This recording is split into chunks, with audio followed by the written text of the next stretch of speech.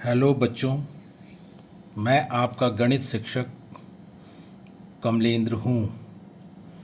आज हम लोग कक्षा 9 गणित के अध्याय 1 संख्या पद्धति के अंतर्गत आपकी गणित की किताब के पेज 16 पर दिए गए उदाहरण 10 को समझने का प्रयास करेंगे। इससे पूर्व हम अपरिमेय संख्याओं के बारे में थोड़ी जानकारी प्राप्त करना चाहेंगे। पिछले वीडियो में हम लोगों ने यह जाना था कि एक परिमेय संख्या का दशमलव प्रसार या तो शांत होता है या अनवसानी आवर्ती होता है। अनवसानी के लिए अशांत शब्द का भी प्रयोग किया जाता है। इसलिए आप यहाँ पर यह भी कह सकते हैं कि एक परिमेय संख्या का दशमलव प्रसार या तो शांत होता है या अशांत आवर्ती होता है। साथ ही साथ इसका विलोम भी सत्य होता है, अर्थात वह संख्या जिसका दशमलव प्रसार शांत या अशांत आवर्ती होता है वह एक परिमेय संख्या होती है। यह हम लोगों ने पिछले वीडियो में जाना था, या इसकी जानकारी हम लोगों ने पिछले वीडियो में प्राप्त की थी। अब हमारे मन में यह प्रश्न उठ सकता है कि जो संख्याएं अशांत और अनावर्ती होती हैं, या वे संख्याएं जिनका दशमलव प्रसार अशांत और अनावर्ती होता है, वे कौन सी संख्याएं होती हैं। तो आप जानते हैं कि वास्तविक संख्याएं परिमेय संख्याओं और अपरिमेय संख्याओं के समुच्चय से प्राप्त होती हैं। अर्थात वास्तविक संख्याओं में परिमेय संख्या और अपरिमेय संख्या दोनों ही सम्मिलित होती हैं। इस प्रकार हम यह अनुमान लगा सकते हैं कि जिन संख्याओं के दशमलव प्रसार अशांत और अनावर्ती होते होंगे वे निश्चित रूप से परिमेय संख्याएं अपरिमेय संख्याएं होती होंगी, क्योंकि हम लोगों ने यह जाना था कि अपरिमेय संख्याएं वे संख्याएं होती हैं जो परिमेय नहीं होती हैं। अब जबकि हमने यह जान लिया कि परिमेय संख्याओं के दशमलव प्रसार शांत होते हैं या फिर अशांत आवर्ती होते हैं, तो निश्चित रूप से वे संख्याएं जिनका दशमलव प्रसार अशांत और अनावर्ती होगा वे अपरिमेय संख्याएं होंगी। और ऐसा है भी। वे संख्याएं जिनका दशमलव प्रसार अनवसानी या अशांत अनावर्ती, अर्थात अंग्रेजी में यदि हम बोलें नॉन टर्मिनेटिंग नॉन रिकरिंग होता है, वे अपरिमेय संख्याएं होती हैं। इसी को अपरिमेय संख्याओं के इसी गुण को यहाँ पर आपकी किताब में पेज 15 पर लिखा गया है। एक अपरिमेय संख्या का दशमलव प्रसार अनवसानी अर्थात अशांत अनावर्ती होता है। विलोमतः अर्थात इसका विलोम, यदि कोई संख्या ऐसी है जिसका दशमलव प्रसार अनवसानी अर्थात अशांत अनावर्ती है, तो वह संख्या अपरिमेय होती है। और अपरिमेय संख्याओं के उदाहरण के रूप में हम लोग सरलता के लिए इस रूप की, जो कि आपकी किताब में आपके सामने है पेज 15 पर, 0.10 110 1110 और फिर 111110 और इसी प्रकार आगे भी। इस प्रकार की अपरिमेय संख्याओं को उदाहरण के रूप में हम लेते हैं, क्योंकि हम इन्हें सरलता से लिख सकते हैं, इसमें याद करने की ज़रूरत नहीं होती है। आप देख रहे होंगे कि दशमलव के बाद एक बार 1 आया है और फिर एक 0 आया है। इसके बाद 2 बार 1 आया है, फिर एक 0 आया है। फिर इसके बाद 3 बार 1 आया है और फिर एक 0 आया है। इसके बाद फिर 4 बार 1 आया है और फिर 0 आया है। इसी प्रकार आगे हम 5 बार 1 लिखेंगे और फिर एक 0 लिखेंगे और इसी प्रकार अनंत तक हम इसको लिखते जाएंगे। और चूंकि अनंत तक यह दशमलव प्रसार जारी रहता है, इसीलिए हम इसे अशांत दशमलव प्रसार या अनावर्ती अशांत दशमलव प्रसार या अनवसानी दशमलव प्रसार कहते हैं। और आप देख रहे हैं कि इसमें किसी भी अंक या अंक समूह का निश्चित अंतराल पर दोहराव नहीं हो रहा है, अर्थात पुनरावृत्ति नहीं हो रही है। इसलिए इसे हम इस दशमलव प्रसार को अनावर्ती भी कहते हैं। आपको यहाँ पर 1 और 0 बार बार आते हुए दिख रहे होंगे, लेकिन इनसे जो समूह बनता है, जैसे 1 और 0 से मिलकर के यहाँ पर 10 अंकों का समूह बन रहा है, उसके बाद इसका कहीं एक निश्चित अंतराल के बाद दोहराव नहीं हो रहा है। आप देख रहे हैं 10 यहाँ पर आया, फिर उसके बीच में 1 आया, फिर 10 आया, फिर यहाँ पर देख रहे हैं 11 आता है, फिर उसके बाद 10 आता है, फिर 111 आता है, फिर 10 आता है। तो कहीं पर भी निश्चित अंतराल पर दोहराव अंकों का या अंक समूहों का नहीं होता है। इसीलिए अनावर्ती शब्द का यहाँ पर प्रयोग किया गया है। तो अब आप समझ गए होंगे कि अशांत का अर्थ यह होता है कि दशमलव प्रसार अनंत तक लगातार जारी रहता है और दशमलव के बाद, अर्थात दशमलव के बाद अंक अनंत तक आते जाते हैं, कभी ख़त्म नहीं होते हैं। इसीलिए अशांत या अनवसानी शब्द का प्रयोग किया जाता है।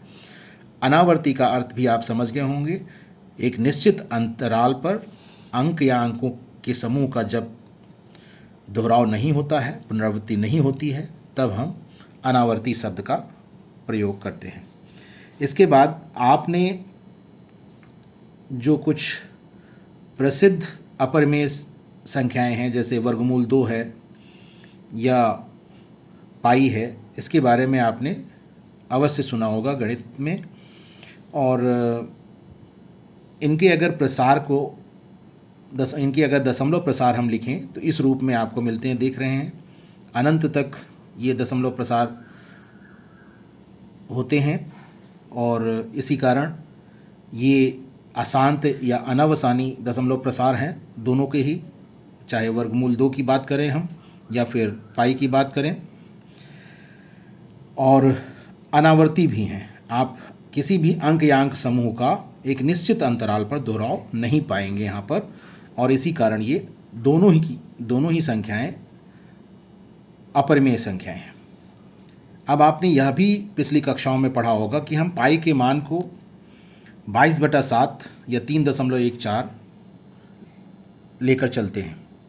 अक्सर सवालों में हम यही मान लेकर चलते हैं और इससे कभी कभी भ्रम हो जाता है कि पाई 22/7 के बराबर होता है या 3.14 के बराबर होता है, परंतु यह सही नहीं है।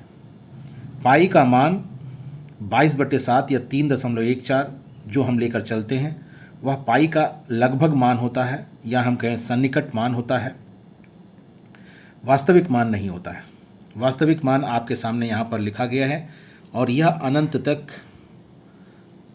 लिखा जा सकता है। तो अब आप यह समझ गए होंगे कि पाई 22/7 के बराबर नहीं होता है, यह आपकी किताब में यहाँ पर दिया भी गया है, और साथ ही साथ 3.14 के भी बराबर नहीं होता है। यह केवल पाई का, ये दोनों ही मान केवल पाई के लगभग मान या सन्निकट मान होते हैं। अब हम लोग आपकी किताब में पेज 16 पर